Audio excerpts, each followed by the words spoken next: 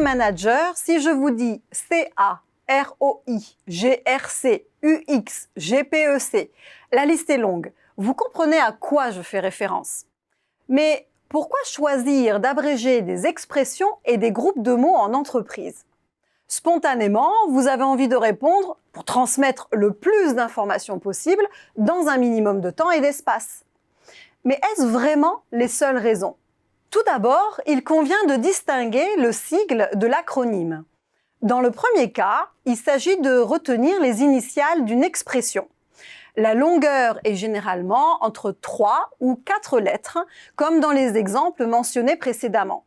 Et leur lecture passe par l'énonciation de chacune des lettres, comme DRH ou PDG.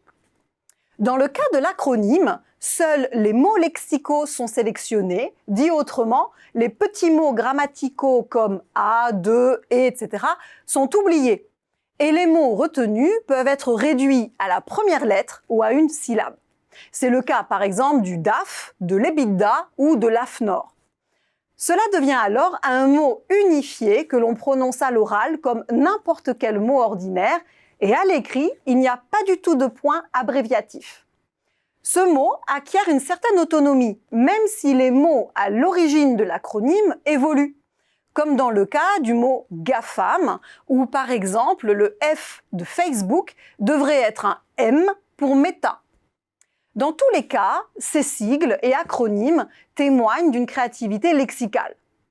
Une fois ceci posé, on peut mettre en avant plusieurs raisons à l'utilisation de ces abréviations, en sus de l'argument consistant à dire que cela favorise la facilité et l'efficacité de la communication tout en diminuant l'effort de l'articulation.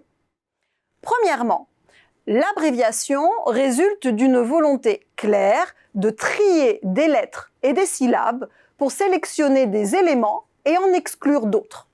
Dit autrement, les personnes qui proposent ces abréviations font le choix de désigner un groupe de mots différemment de ce que le non-initié comprend. Cela me conduit à la deuxième raison. L'utilisation des abréviations, qui font partie d'un jargon et d'un vocabulaire spécifique à une communauté, permet de montrer l'appartenance au groupe et sa légitimité à être à sa place dans l'entreprise. Cela traduit donc un lien social et distingue l'expert du profane. Les sigles et acronymes peuvent dès lors permettre à des personnes de se rapprocher ou de s'opposer. Troisièmement, l'abréviation peut être comprise comme l'expression politique de ce que les auteurs veulent comme représentation d'un sujet, voire d'eux-mêmes, lorsqu'il s'agit notamment d'une marque.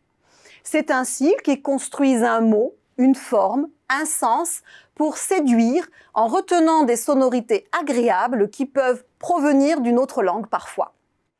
Pour conclure, rappelons toutefois que les mots étant cachés, les personnes peuvent oublier de quelle réalité on parle. Il serait dès lors certainement pertinent de prendre le temps de prononcer régulièrement l'entièreté des mots, en pleine conscience de ce qu'ils signifient.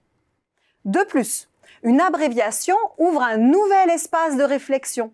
C'est ainsi que le DRH peut être le directeur non pas des ressources humaines, mais des richesses humaines. Les abréviations sont donc bien plus que des raccourcis en entreprise pour aller toujours plus vite. Ils sont aussi l'expression d'une approche politique de la communication en management.